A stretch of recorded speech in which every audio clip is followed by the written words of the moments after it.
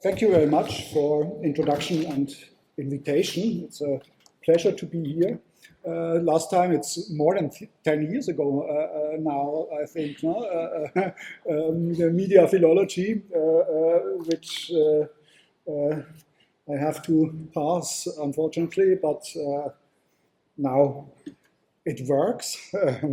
Virtual philology is the first of the questions I will address today. Virtual philology, every time we take a text in our hands, we attempt to touch a virtual object.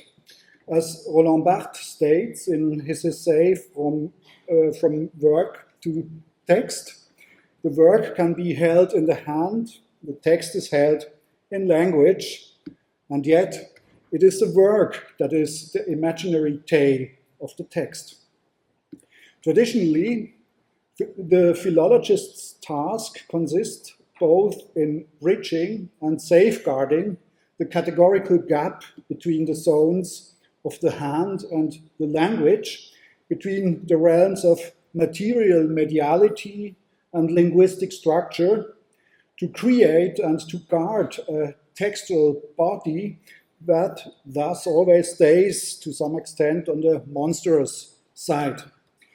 With these preliminary remarks, I would like to frame the reflections that follow by discussing perhaps some aspects of a virtual philology, or rather some features of a virtual philologist. I am by no means referring only, not even primarily, to the question of philological objects in digital space, auf die Frage nach dem im virtuellen Raum konstituierten Gegenstand der Philologie, as raised and outlined by Christina Lechtermann and Markus Stock a few years ago. Manuscripts and books constitute no less a technological space of possibilities than computers, and as we will see, even texts contribute to it. Anyway, maybe wherever philologists have their fingers in the pie, we will encounter manifestations of digital philology. It's not the same, for sure, but if there is one substantial insight that we should learn from the epistemic history of philology, it is this: it's never the same. Philological reading always involves both eyes and fingers. This is the initial observation for any investigation of a tactile or tactful philology. But if even any reading can undoubtedly be called tactile, regardless of whether you are leafing through books or scrolling screens, this doesn't mean that it must also be considered a tactful reading. Philological reading is a matter of learning and teaching a cultural technique. The runaway philologist Friedrich Nietzsche was probably the first to notice the ambiguity of the basic circumstances of such reading with eyes and fingers. Given his notorious difficulties with reading via his eyes, this attention should come as no surprise. The fifth and concluding section of his preface to Morgenröte draws the conclusion from this self-observation of philological reading as both tactile and tactful. I quote the German original, you can follow the English translation on screen. Ein solches Buch, ein solches Problem hat keine Eile. Überdies sind wir beide Freunde des Lento, ich ebenso wohl als mein Buch. Man ist nicht umsonst Philologe gewesen, man ist es vielleicht noch, dass wir sagen, ein Lehrer des langsamen Lesens. Endlich schreibt man auch langsam. Jetzt gehört es nicht nur zu meinen Gewohnheiten, sondern auch zu meinem Geschmacke, einem boshaften Geschmacke vielleicht, nichts mehr zu schreiben, womit nicht jede Art Mensch, die Eile hat, zur Verzweiflung gebracht wird. Philologie nämlich ist jene ehrwürdige Kunst, welche von ihrem Verehrer vor allem eins heischt: beiseite gehen, sich Zeit lassen, still werden, langsam werden, als eine Goldschmiedekunst und Kennerschaft des Wortes, die lauter feine, vorsichtige Arbeit abzutun hat und nichts erreicht, wenn sie es nicht lenter erreicht. Gerade damit aber ist sie heute nötiger denn je, gerade dadurch zieht sie und bezaubert sie uns am stärksten, mitten in einem Zeitalter der Arbeit, wir sagen der Hast, der unanständigen und schwitzenden Eilfertigkeit, das mit allem gleich fertig werden will, auch mit jedem alten und neuen Buche. Sie selbst wird nicht so leicht irgendwo mit fertig, sie lehrt gut lesen, das heißt langsam, tief, rück- und vorsichtig, mit Hintergedanken, mit offen gelassenen Türen, mit zarten Fingern und Augen lesen. Meine geduldigen Freunde, dieses Buch wünscht sich nur vollkommene Leser und Philologen lernt mich gut lesen. One should certainly be careful not to read this paragraph as a forerunner of the deceleration kitsch that has been attracted by analog as well as digital modernities like moths to the flame. Nietzsche's media philology is, as usual, accurate enough. But in this case, it is even perceptive enough to understand philological reading as a form of tactful reading, to read slowly, deeply, backward and forward, with care and respect, with reservations, with doors left open, with delicate fingers and eyes.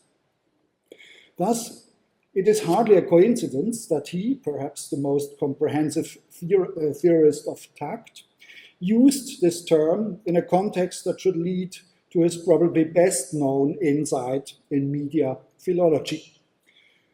It can be found in the 4 famous verses that Nietzsche typed on his Skrivkule in spring 1882, and which he commented on shortly afterwards in a letter to Heinrich Köselitz, generalizing that the writing utensils collaborate on thought, das Schreibwerkzeug arbeitet mit am Gedanken.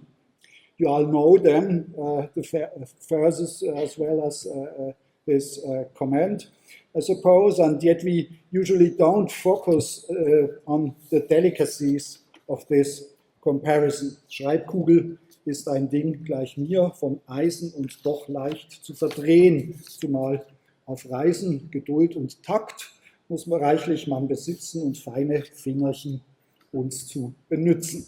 Patience, tact and delicate fingers, these are the affective, the habitual and physical prerequisites of a tactile philology. In an era of media transformations, Nietzsche's observations on tactile and tactful reading and, of course, writing tie together 2 traditions of philological thinking in the broadest sense of this term. One of them I would just like to briefly mention.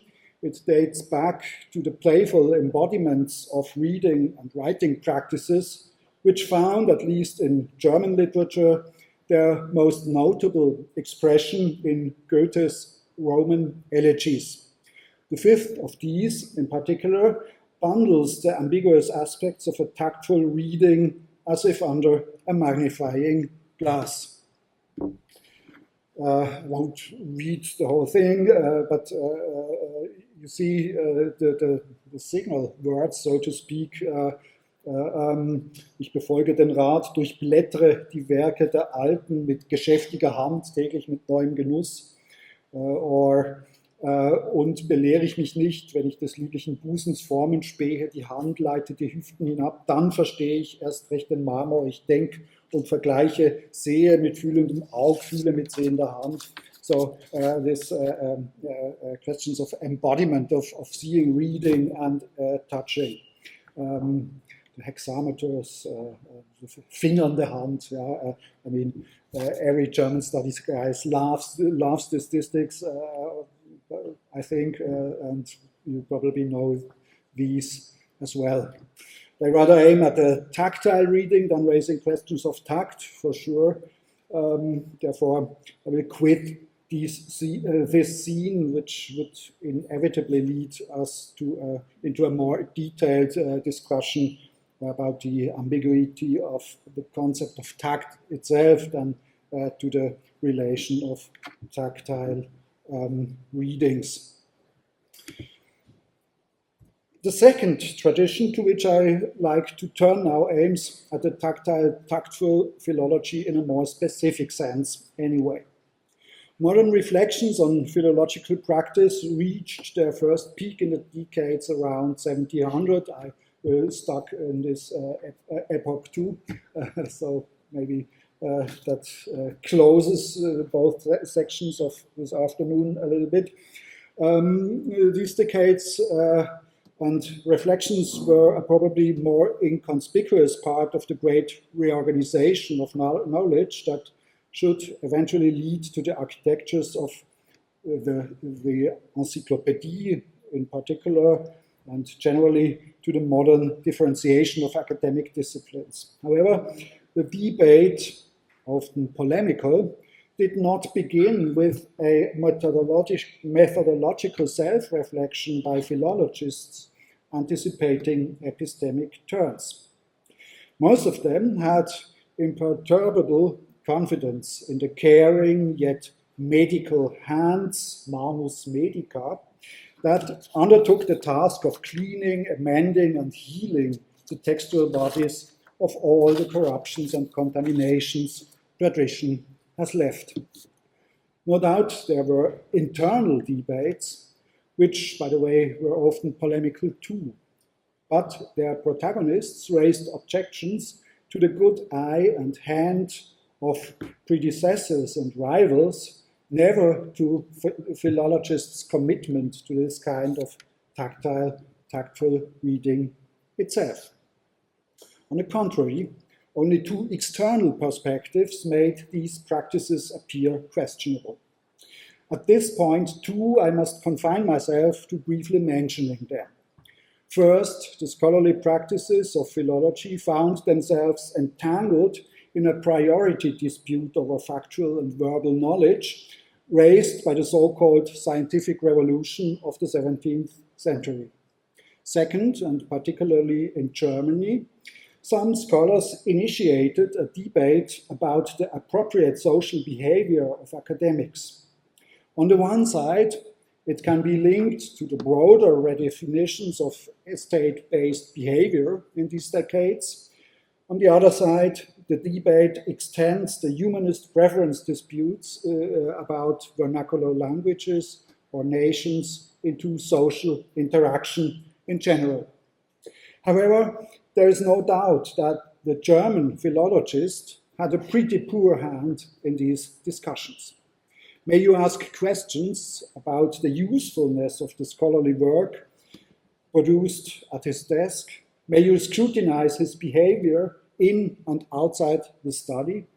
The pedant, as he is now preferably called, is regarded as a deterrent example of bad conduct, both academic and social. Countless scholarly satires and treatises are based on the assumption that these two areas of his misconduct are inextricably linked. It is exactly this connection, by the way, that makes me not hesitate to use the historically much more recent concept of tact to describe these conflicts. In the few minutes I have left today, I cannot even think of giving you a complete or just a representative picture of the reactions that this conflict over tactile or tactful philology has engendered. I would be all the less able to do this in a satisfactory way because, as far as I can see, previous research, especially in the social history and history of knowledge, has hardly ever taken up my initial question about a virtual philology. Yet there is a whole series of more recent treatises on the social behavior of scholars and its epistemic consequences that are well worth reading. For example, Anne Goldgar has explored this connection, as has Martin Mulsow, both of whom remarkably, and very similarly to the polemics around 1700, have tended to focus on the tactlessness of scholarly behavior. Gortgar's impolite learning adopts this perspective as well as Mulsows' unanständige Gelehrtenrepublik. The portrayals of both criticism and satire of scholars undoubtedly also share this initial perspective due to their subject matter. And so the question remains, are there negotiations of tactile, tactful philology that may have been instigated by these external challenges, but do not simply capitulate to them, and perhaps even come close in their reflections to the fundamental virtuality that provokes reading with eyes and hand? Well, it's complicated, to say the least. With regard to the consequences of a virtual philology, I am afraid I can't give you a completely satisfying answer to this question today. Actually, I did find a promising, albeit late, trace that I have to pursue further. At the very least, it already reveals the undeniable contours of a virtual philologist. To name names and titles. There are two publications by the Leiden philologist David Runken that should be examined more closely in this context. Born in 1725 in Pomerania, Runken was a schoolmate of Immanuel Kant at the Collegium Fridericianum in Königsberg. He himself may in some ways epitomize the ambiguous position in which philology and philologists have been placed by the debates since the beginning of the century. On the one hand, his academic biography follows the convention of humanist erudition in an almost more than orthodox manner. His studies were not in Latin philology, the purpose of which had already been the subject of intense debate for several decades, but in Greek philology, for which there was still an almost complete lack of even scholarly interest in the middle of the century. He published his entire research in Latin. Annotations, textual criticism, and commentaries made up the almost exclusive genres of his work. That's a lot of outright old school features, and philologists had been becoming the target of satirical derision for some less. On the other hand, he seemed to have embodied the expectations of a modern, sociable behavior, or at least his student made him do so, maybe after his death even. The Encyclopedia Britannica has the following to say about him even more than a century later, I quote, "Personally, Runken was as far as possible removed from being a recluse or pedant. He had a well-knit and even handsome frame, attractive manners, though sometimes tinged with irony, and a nature simple and healthy and open to impressions from all sides. Fond of society, he cared little to what rank his associates belonged, if they were genuine men in whom he might find something to learn. His biographer even says of him in his early days that he knew how to sacrifice to the sirens without proving traitor to the muses."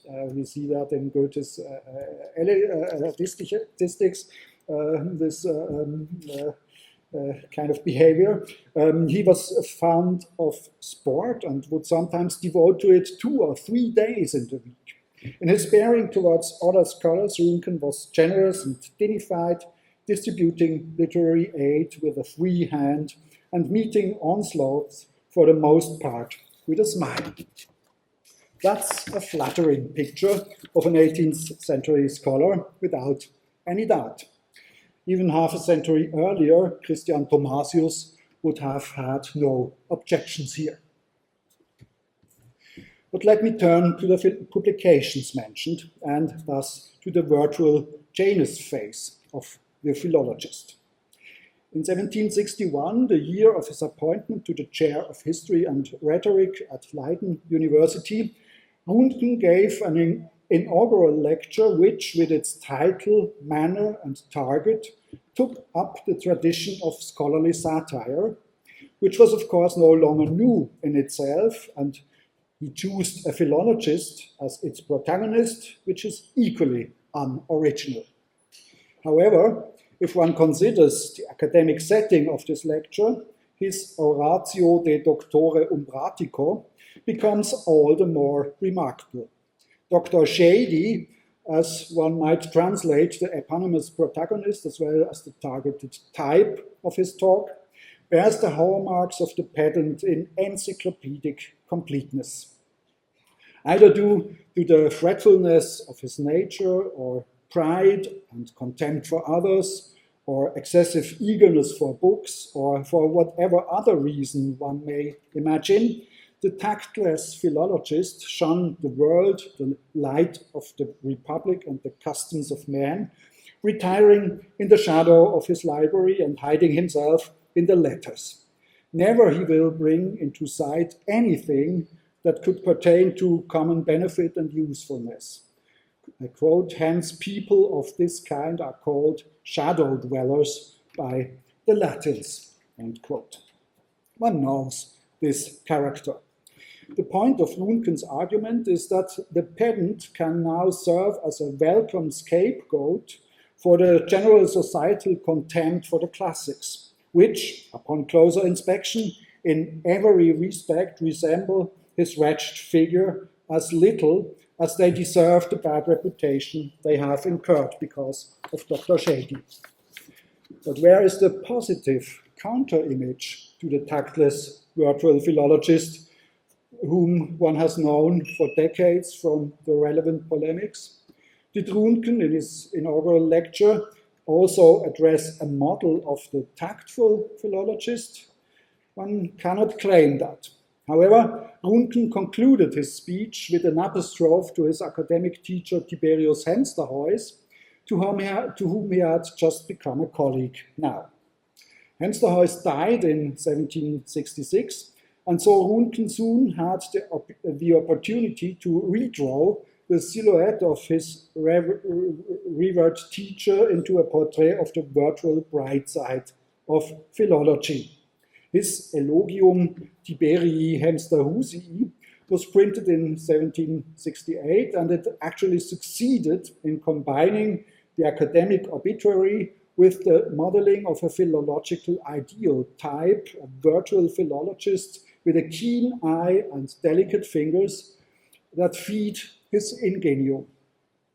Rundken has no doubt that this tactful philology will endure in the world once it has found its virtual shape, through a kind of manual transmission to others, so that even if no one commits it to writing, it still seems destined to reach distant posterity. His learned Arcadia depicts a scene of interaction where technical accuracy, suitable cognitive and intellectual prerequisites, social tact, and pedagogical errors combine in the happiest way.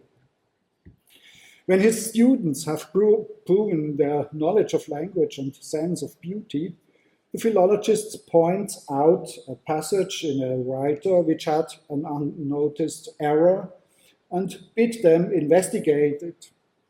Such corruptions are sometimes more difficult to discover than to remedy, especially when a faulty text produces a tolerable and not absolutely inappropriate meaning. But finally, having discovered the corruption, the philologist would ask his disciples a gentle and pleading remedy drawn from their ingenio. In order to help those who have not yet any experience of the textual criticism, he sometimes indicates certain paths that might lead to find the right understanding.